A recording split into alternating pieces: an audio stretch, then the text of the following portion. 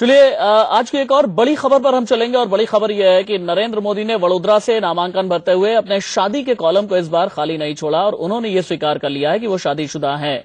नरेंद्र मोदी के भाई प्रहलाद मोदी हमारे साथ इस वक्त लाइव मौजूद हैं। प्रहलाद मोदी जी, नरेंद्र मोदी ने इतने सालों के बाद अपनी शादी क्यों कबूली, ये पूरा भारत जानना चाहता है, इसके बारे में कुछ बताइए आप। ये नरेंद्र भाई का निजी मामला है और नरेंद्र भाई से ही पूछिए। आप चूंकि उनके भाई हैं, जशोदाबेन के बारे में कुछ तो बताना चाहेंगे आप। मैंने आपको बताया है कि निजी मामला में मैं हस्तक्षेप कभी करूंगा नहीं। लेकिन आपके जो एक और भाई हैं सोमा भाई, उनका ये कहना है प्रहलाद मोदी जी कि चूंकि बचपन में ही उनकी शादी हो गई थी, परिवार जो है अंधविश्वास की वजह से उन्होंने बाल विवाह कर दिया था और इसी वजह से बाद में नरेंद्र मोदी ने एक दूसरा रास्ता चुना, जनता की सेवा का, और इसी वजह से उनकी शादी बाद में टूट गई।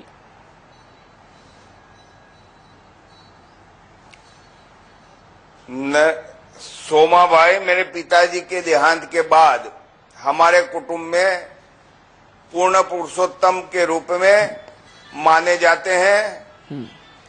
और आप जब बता रहे हैं कि सोमा भाई ने ये बताया है तो फिर इसकी जिक्र करने की जरूरत नहीं पड़ती। क्या आपको लगता है कि राजनीतिक तौर पर अब इस खुलासे से उन्हें कोई नुकसान होगा?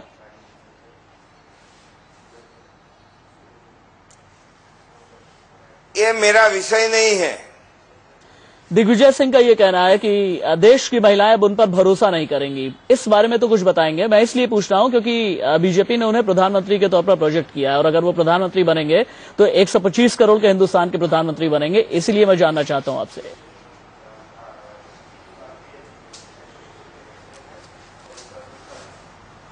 देश में जो कुछ कोई भी व्यक्ति जो कुछ कहे इसमें पाबंदी मैं लगाने वाला कौन हूं और उसका जवाब देने की मेरी कोई हैसियत नहीं है, क्योंकि ये निजी मामला है और निजी मामला के तौर पे मैं कोई जवाब दे नहीं सकता। दिग्विजय सिंह ये कह रहे हैं कि महिलाएं एक ऐसे आदमी पर भरोसा कर सकती हैं क्या जो किसी महिला का पीछा करवाता हो और पत्नी को हक से वंचित रखता हो। क्या कांग्रेस इसका सियासी फायदा उठाना चाहती है? दिग्विजय सिंह ये कह रहे हैं कि महिलाएं एक ऐसे आदमी पर भरोसा कर सकती हैं क्या जो किसी महिला का पीछा करवाता हो और पत्नी को हक से वंचित रखता हो। क्या कांग्रेस इसका सियासी फायदा उठाना चाहती है? दिग्विजय सिंह से पूछिए कि एनडी तिवारी के मामले में क्यों नहीं बोलते थे। विधानसभा ने तो जी विधानसभा का उन्होंने 4 बार चुनाव लड़ा, 2001, 2002, 2007 और 2012। इस दौरान अपने हलफनामे में अपनी पत्नी के बारे में जानकारी देने वाले कॉलम को उन्होंने खाली छोड़ दिया, लेकिन इस बार खाली नहीं छोड़ा। ये ऐसा क्यों?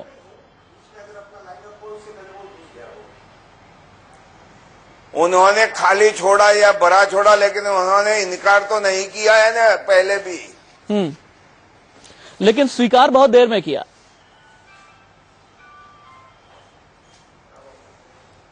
मैं आपसे यही पूछता हूं कि इनकार नहीं किया तो आप स्वीकार कहा जाता है।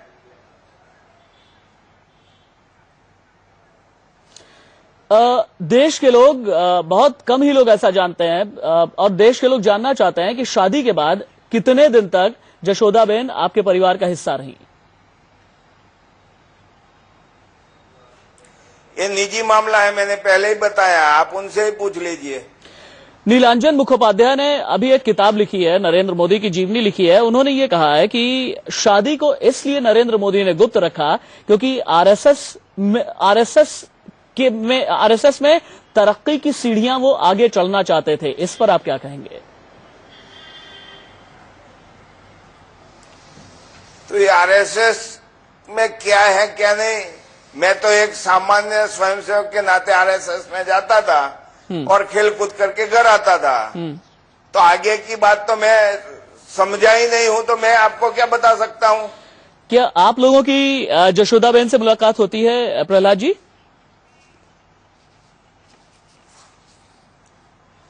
ये भी आप उनसे ही पूछ लीजिए। नहीं, आप चूंकि परिवार का हिस्सा हैं इसलिए मैं आपसे पूछ रहा था ये। लेकिन आप उनसे ही पूछ लीजिए ना, तो जवाब आपको मिल जाएगा। अच्छा। दूसरा थोड़ा सा मुझे और बताइएगा कि अभी कुछ दिन पहले जशोदाबेन ने एक इंटरव्यू दिया था। उस इंटरव्यू में उन्होंने ये कहा कि ये मेरी किस्मत है, ये मेरा भाग्य है कि मेरा वक्त बुरा चल रहा है।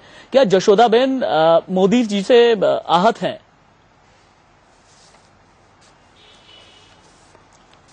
मैंने पहले भी बताया ये निजी मामला है, निजी मामला में मुझे हस्तक्षेप करने का कोई अधिकार है ही नहीं।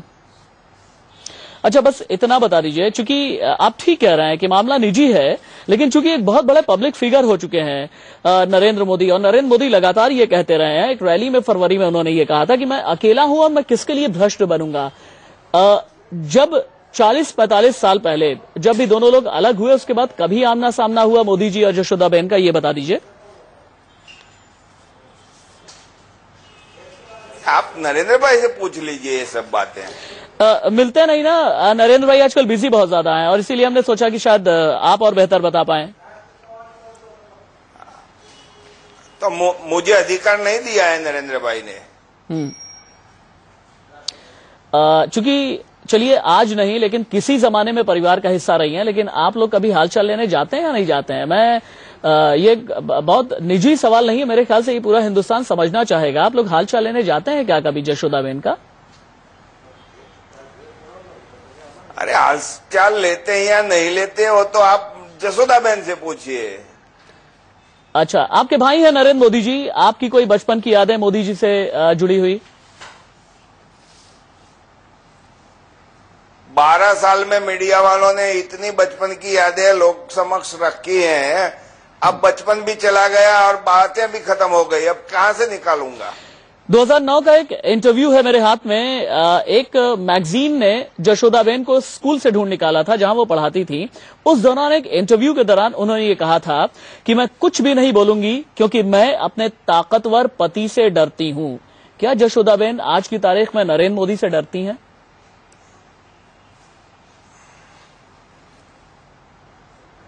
इसका जवाब ही आपने ही दे दिया। क्या जवाब है? आपने जवाब तो दे ही दिया। क्या कि जशोदाबेन इंटरव्यू में वो बोली थी यदि डरती थी तो फिर बोलती ही नहीं। अच्छा,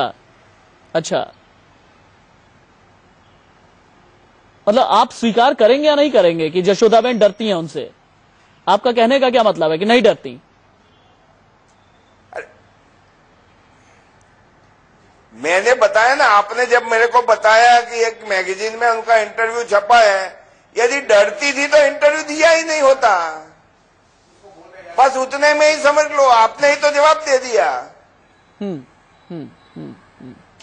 अच्छा, इसके अलावा प्रहलाद मोदी जी थोड़ा सा और भी बताइएगा कि आज की तारीख में ऐसी स्थिति क्यों बनी कि परिवार को बचाव करने के लिए बाहर आना पड़ा? क्योंकि नरेंद्र मोदी जी बहुत आइसोलेटेड फॉर्म में ही रहे हैं, पॉलिटिकली आइसोलेटेड, पर्सनली आइसोलेटेड, लेकिन आज की तारीख में परिवार को बचाव करने के लिए क्यों आगे आना पड़ रहा है? बचाव करने के लिए कौन आ गया है, मैं तो जानता ही नहीं हूं। सोमा मोदी आए हैं बचाव करने के लिए। सोमाभाई मोदी ने क्या बचाव किया है? अच्छा, एक बात और भी कही जा रही है कि ये अंतरात्मा नहीं जगी है, बल्कि कानून के डर की वजह से नरेंद्र मोदी ने ये बात स्वीकार की है। चूंकि चुनाव आयोग ने हिदायत दी थी कि अगर उम्मीदवार अपने हलफनामे का हर कॉलम नहीं भरता है तो उसकी उम्मीदवारी रद्द की जा सकती है। क्या इस डर की वजह से वडोदरा के नामांकन में उन्होंने अपनी शादी कबूल की?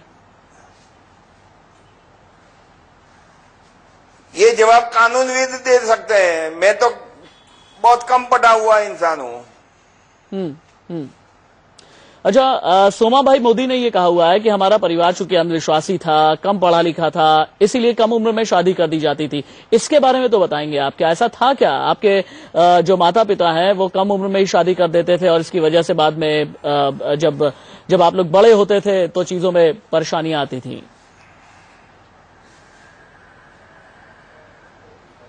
हमारे बड़े भाई सोमा भाई, जो मैंने पहले बताया कि वो पूर्ण पुरुषोत्तम के रूप में हम स्वीकार किया है, हम उनको बहुत बुद्धिजीवी मानते हैं। उन्होंने जो कुछ कहा होगा वो उन्होंने सोच समझ के ही कहा होगा, उसमें मैं क्या बता सकता हूँ। क्या आपको लगता है कि इस खुलासे के बाद नरेंद्र मोदी जी को नुकसान होगा?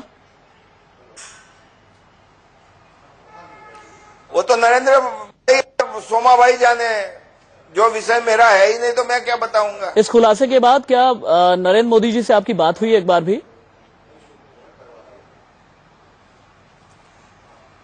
भाई साहब, मैं पहले भी कह चुका हूं कि 12 साल के शासन में मैं नरेंद्र भाई को 3 दफे मिला हूं। फिर बार बार एक ही बात दोहराने से कोई फायदा है? क्या इसका मतलब ये माना जाए कि मोदी जी अपनों को या अपने परिवार को वक्त नहीं दे पाते, जशोदाबेन को भी वक्त नहीं दे पाए, आप लोगों को भी वक्त नहीं दे पाए? क्या इसका मतलब ये माना जाए? ये मैं कैसे आपको बताऊं? कुछ दिन पहले एक साक्षात्कार दिया जशोदाबेन ने। जशोदाबेन ने ये कहा कि मैं चाहती हूं कि हाँ, मेरे पति प्रधानमंत्री बने।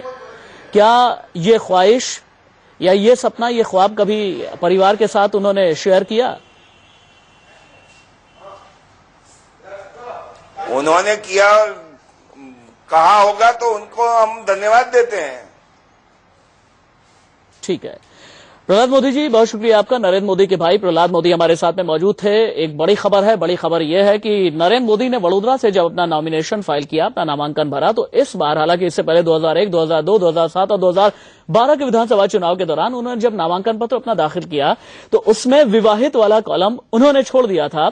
लेकिन इस बार विवाहित का कॉलम उन्होंने नहीं छोड़ा और उन्होंने ये बताया कि हाँ, वो शादीशुदा हैं और यही बन गई है आज की सबसे बड़ी खबर। और इसी पर प्रहलाद मोदी कई सवालों का जवाब देते हुए इंडिया न्यूज को वक्त ब्रेक का हो चला है। कहीं मत जाइएगा, बस थोड़े से इंतजार के बाद खबरें जारी हैं।